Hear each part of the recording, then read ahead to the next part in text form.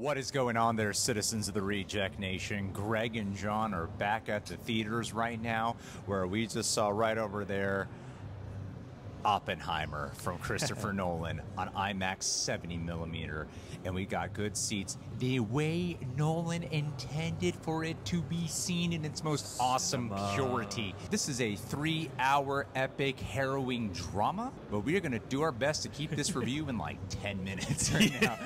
Ram it all in there, fission, fusion, all the above. Yeah, exactly. So brief recap on a basic plot description if you're not familiar with the story of Robert Oppenheimer. You guys might know this. A few years ago, there was this thing called an atomic bomb that was created because we had to beat the Nazis to it and, help us win this war, this World War II of sorts. And this is the story of how this came to be and how this was created. At the same time, it also follows the story, because no one likes to play with timelines, it also follows the story post the creation of atomic bomb as it's intercutting with what I call the trials of Robert Oppenheimer, because in a time of McCarthyism where if you scratch your nose the wrong way, it's so easy to be labeled a communist, and Robert Oppenheimer, an American physicist, legendary hero, was being accused of being a communist and had to defend himself. So it tells the tale of those two things. I personally feel like the best place to start with is I still don't know. Is this Cillian Murphy? For God's sakes. I believe it is Cillian Murphy. Okay, all right. As J. Robert Oppenheimer. Cillian Murphy, his 90th collaboration with Christopher Nolan, and he finally has a leading role here.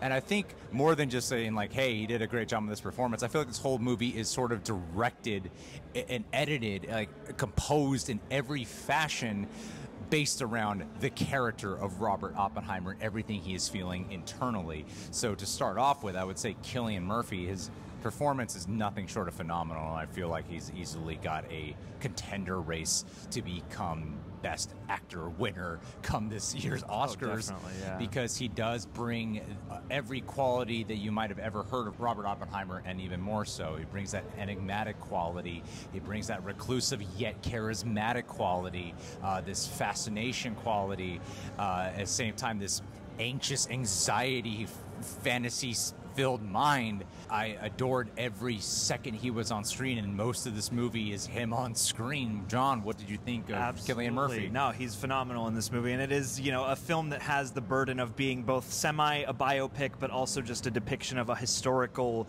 era, essentially, and a turning point for the entire world. And I think the movie, while a lot to take in, very much, I think, encapsulates and reflects the mindset of this brilliant guy who has been saddled with this impossible task that has these moral implications that just no one human should really ever have to process and deal with. And the way that both he portrays that struggle and the movie surrounding it embodies that struggle, I thought was really captivating and gripping. And yeah, like, I don't know the most about J. Robert Oppenheimer, but having seen footage, I thought his performance managed to... I love Cillian Murphy. I'm aware of Cillian Murphy a lot, but I totally lost him into this, and he just became the character for me. Absolutely became the character here. I mean, really... This movie has more cameos than The Flash ever thinking about celebrities. Right? It's got a big old cast. It's like every time they introduce a new character, like every 15 to 20 minutes, you're like, oh, there's another famous actor I didn't know was in this movie. And another character did not know this guy was in this character. A lot of times they're not just character actors. They're like well-known actors. Yeah. Like, some veteran actors, in fact. It's a constant case of, did not know this guy's in this movie. And it just kept happening throughout. And here's the interesting thing about the cast here. Like, we could spend forever breaking down how we'd be here for like 45 minutes being like, this person's great and here's why, this person's great and here's why. So I feel like we kind of have to like pick and choose, because bottom line, everyone in this movie, even if they're only on screen for just a few minutes, they're excellent. So freaking phenomenal, every single one of them. Robert Downey Jr. as Louis Strauss. What is his position? Strauss. The chairman of the AEC or something or my another? Goodness. He's a part of the presidential cabinet that seems to be like the direct liaison between the people conducting this project and, President Eisenhower, whoever else was in office, throughout this process. Truman was the one in... Whoops. Yeah.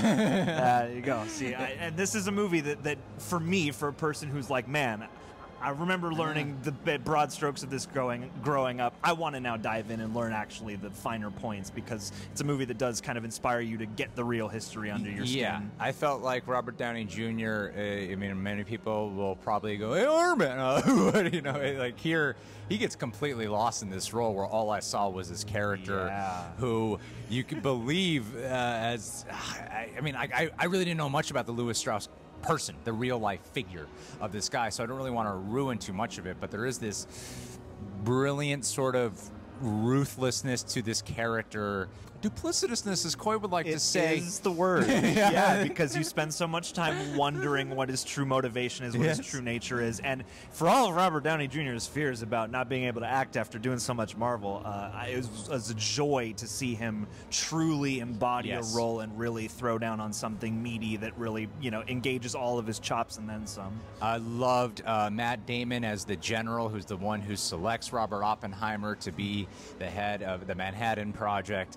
The director of the Manhattan Project, as just this straightforward military man, and there's aspects to his performance that kind of remind me of he's not as like mean as this, but the way how you have such a serious epic ensemble in The Departed, then you had like Mark Wahlberg there to bring some type of levity.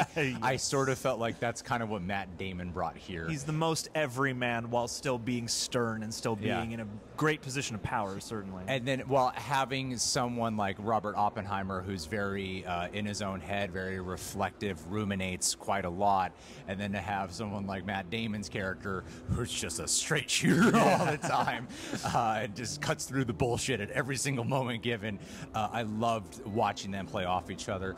Some female performers here, you know, we saw Florence Pugh here, but Emily Blunt was a character that initially in the first acts of this movie, I was like, I don't really know how I feel about Emily Blunt, because the women in this movie just kind of show up to be like pissed off and angry and depressed, and that's about all they're really given. But Emily Blunt's character as Robert Oppenheimer's wife, without spoiling much, she, as the movie progresses, as she evolves, she gets to have some of the like truly standout scenes. Yeah, and she becomes a sort of eye line and a sort of conduit for audience catharsis throughout this, and she voices a lot of the things you will be sitting in your seat kind of screaming in your head. Yes. So now when it comes to the writing and directing of this film, liked it way more than Tenet. There's way more characters. The characters have names in this movie, in fact. I respect Tenet as an experiment. But yeah, this is definitely in the vein of his historical epics, like a Dunkirk, but with a much more, you know, personal and human element. I mean, it's still a broad swath of a situation. It is still giving you kind of a communal glimpse at what's going on. However, it does have a very strong anchor at the center with J. Robert Oppenheimer. That's what I mean, because this whole movie has this style that Nolan's really good at, which is sort of this strange choice of like fast editing, dealing with time, messing with audio, but this is it very much like fine-tuned. There's a nice finesse to it. And I feel like in the first hour it might take some adjusting to, because it sort of just throws you into the muck of it with the kind of style that it is, with hopping around a couple of timelines and the way he handles the editing of the scenes, where I imagine it can be a tad bit rough, because a lot of it will also intersplice with what's going on in his own mind more than just going on the physical reality. It'll go into like the imagination of Robert Oppenheimer, which often involves space, quantum physics, explorations, explosions, whatever it may be, stuff that you've seen in the trailer. And waves and all sorts of things that for us lay people are impossible to imagine. Which I love. Catch a glimpse, Which I loved. I'm not by means someone who constantly researches quantum physics, but I do believe in the idea that, like, it's not an idea to me, it is just a quantum physics thing that's been proven, is that thoughts are an energy and a reality. So I love that when you're watching a movie about a quantum physicist who has to develop something based solely in quantum physics, and that you hop into his mind and you're watching how his imagination essentially manifests into reality through like the law of action. So I thought that was like really cool to see. So I was a real sucker for it. My advice from watching it is basically that if it takes some adjusting to, because while it can be kind of this cacophony of sensory experience of sound design, which I thought was excellent here, you can actually hear what the characters are saying, which I really appreciated for a Nolan film. Like, I know what they're talking, I know what they're saying, I like this. But a lot of times there could be this just like this thing that just kind of is like a gut punch of a sound design effect here that just cuts to things. And a lot of times knowing how to cut out of sound down and then just like, there's so many great moments of sound. Like to me, I'm like, as many complaints as people had about sound design in Nolan films, I'm like, I feel like this has an argument to be made for winning the Oscar for best sound design, because it does create an immersive experience. So the thing I found myself doing was just sort of surrendering to what was happening here. That was sort of the emotional thing that I would say to when you're watching this, is kind of just give yourself over to what's happening, and you will be able to absorb what's going on. Like there's a couple of things about this movie that I don't really find that great, but in the meantime, but John, I mean, it kind of like really hogged that here, because I did have a great experience with this. I 100% agree. I mean, I think it's a really striking sensory experience, both on the aural and from the sound design of just the diegetic effects and the sort of impressionistic use of sound through the psyche of the character, but also Ludwig Göransson's score I thought was really nicely done. I thought it managed to balance some really great tangible organic instrumentation with some more synthetic instrumentation and things that crackle like Geiger counters do. When Nolan hires him, does he go, I don't want you to be Hans Zimmer, but do some type of shade? I think he studied with Hans Zimmer, or he's like a protege, so I think it works without them having to do that. But you do get that sense of like, this feels Hans Zimmer grand. Because I've heard so much Ludwig, where I don't usually go to Hans Zimmer, but I remember in Tenet thinking the same thing. Sure, and I'm sure that Nolan has like sort of a Bible of like, here's kind of what the sound feel I like for my movies is. But I really liked his contribution, and I thought the cinematography was really great, and I believe they developed like black and white IMAX stock for this movie, which I am a big sucker for black and white photography especially, and I personally thought it was clever the way that they balanced color and black and white throughout this, and the choice of which timelines correspond to what. Your results certainly will vary, but I thought it was beautifully photographed. If you can at least, I know it bothers some people when the aspect ratios change, but there's just so much gorgeous IMAX framing in this movie, and when they depict the theoretical stuff and the bomb stuff, it is quite striking and kind of overpowering. Well, sometimes it can be, you can be overwhelmed with the way a lot of this is done. But what I would say that I think Nolan has really mastered the craft on when it comes to, no one does IMAX better than Nolan in my opinion. I mean, he started it with The Dark Knight, so he has the best handle on it. And 99% of the time when people use IMAX, what's it for? Action scenes, big scenes.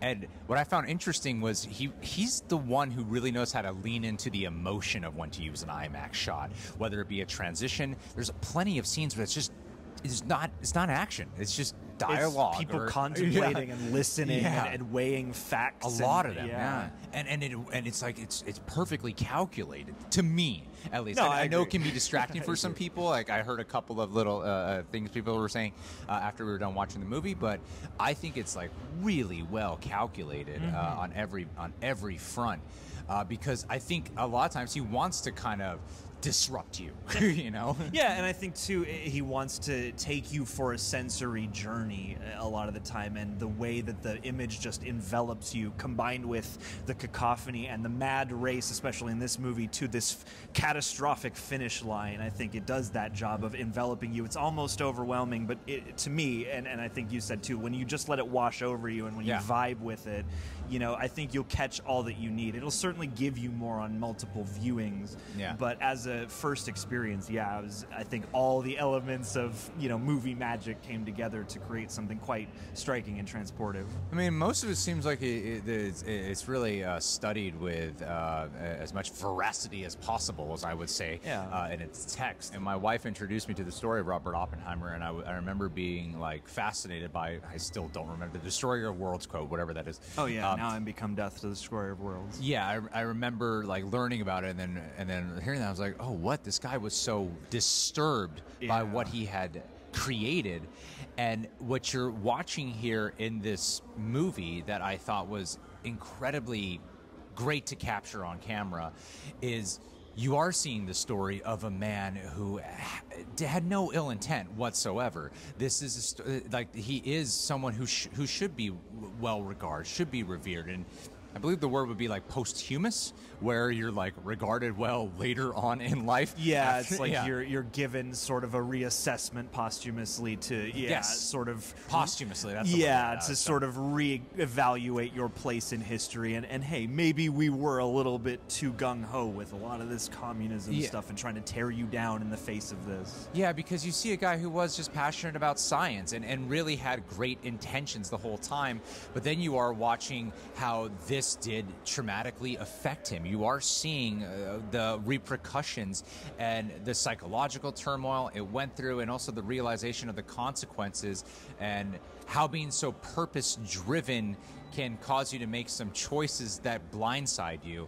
There's a lot of great commentary here about its obsession and the path that can lead you down that I thought was really, really well orchestrated here, and of course carried strongly through Cillian Murphy's performance. Well, yeah, and the way science and politics and ethics all commingle and don't commingle, and the ways in which you might approach something with the best of intent and even raise your concerns and yet be met later with accusations that, you know, you weren't above board, or that, you know, you had multiple ulterior motives, or whatever that might be, and how hard it is to just be one single person amidst all of that. 1,000%. Yeah, and to have your image, you know, kind of taken away from you and you know, exploited and warped and whatever else. Yeah, I was really impressed by it. Some of my little complaints, this is going to sound a little strange.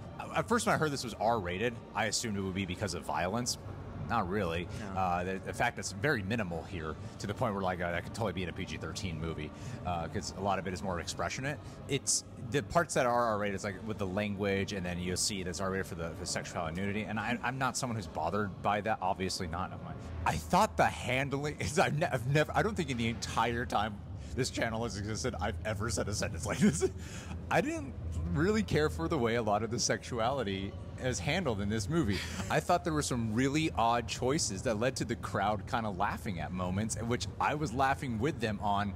It came across a little bit silly, and I don't want to say unnecessary, because I understood the context and the point, because there's a lot about Robert Oppenheimer's, you know, one thing he's accused of being is a womanizer, and he's had his, you know, sexual exploits and whatnot. And like, especially, there's been a big deal about Florence Pugh. That seems to be the thing about Florence Pugh, is like, they just this thing to do with Harry Styles. You hear what she does in this movie, you know? Yeah. And I'm not saying it wasn't necessary, but I think like the execution of a lot of that personal entanglements and such, and especially the way the sexuality was done. Like, there's one moment here where a quote is dropped. Yes. Where I was like, I was like, laughing. is this a real anecdote? That was the real, because the only reason I think this belongs here, if it is a real anecdote, and if it's not, let's unpack. I want the director commentary to unpack this choice, as I feel like I was very split on that element of the movie. I feel like the fervor behind the camera is really shown in everything else, and this is not majority of the movie. Nor does it exactly feel like an afterthought. It just feels like the part that it's cared for, the lessons, craftsmanship that kind of feels like, no, we need it to give you something personal to latch onto. Yeah. So the writing but especially the directing of some of those choices was like, this is just kind of like corny and weird. I saw a tweet that said, something about sexuality the way only Nolan could. And I saw it, and I kind of get what they mean, because Nolan isn't a sexy filmmaker. No, I never think of that. Senses. Yeah, and so in one respect, it's nice because it's not too oogly or gross. And I think there are moments where the use of things like sexuality and nudity are interesting. However, as they complement the entire movie, it is a thing that sticks out like a weird thumb, because you're like, I think you should have leaned more heavily into this choice, or maybe gone with a different choice. Like, those scenes needed like breathe. Some of the execution on it was really bizarre to me, and it did lead to people laughing in the theater. And I'm like, that was the part. Out of any criticism I have of like, okay, I can understand if people are having issues with the IMAX ratio stuff. I don't subscribe to that personally. I can understand if the first hour and the way the movie's edited and paced might be a little bit difficult for you to allow yourself to be absorbed to. I totally get that. The part where I was like, oh yeah, I definitely got have some weird. It's like Florence Pugh's in it, and like I said, like the writing of the woman is not great here. While Emily Blunt does get eventually out of a 3-hour film. They are not the most rich characters. No, most of the time they're just showing up to be like bitch and moan is what they're doing. And Florence Pugh especially is kind of like that character. And she's got a very interesting presence just as an actress that made me want to know more about that character, made me wish that, it's not the point of this movie, but maybe that this could have been expanded on a little bit to complement everything better, because her work is great.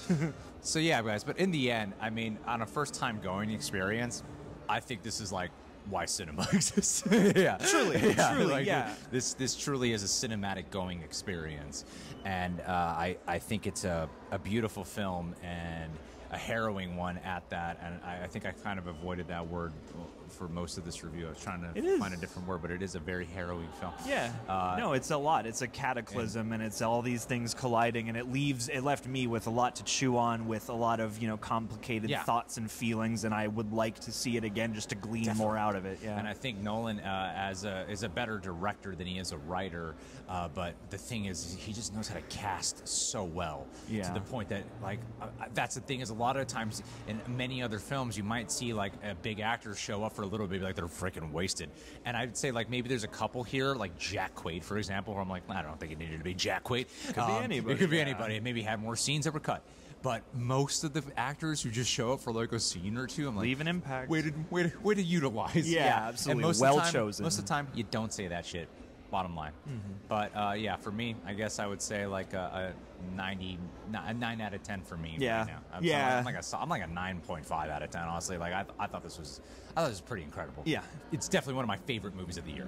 Absolutely. Yeah. No, I would meet you right there. I'm at like a 9. It's one of those things where even if there are a couple odds and ends that don't quite mesh, just the whole undertaking and the whole piece is just so striking. And I was just floored through most of it. I was gripped. But guys, leave your thoughts down below. What's your favorite Christopher Nolan film? If you say The Dark Knight, you're cheating. Other than the TDKR, other than Batman of any kind, what's your favorite Nolan? Leave your thoughts down below. Thank you guys so much for being here. Cheers. And hey, listen, we'll talk with you all soon, Reject Nation.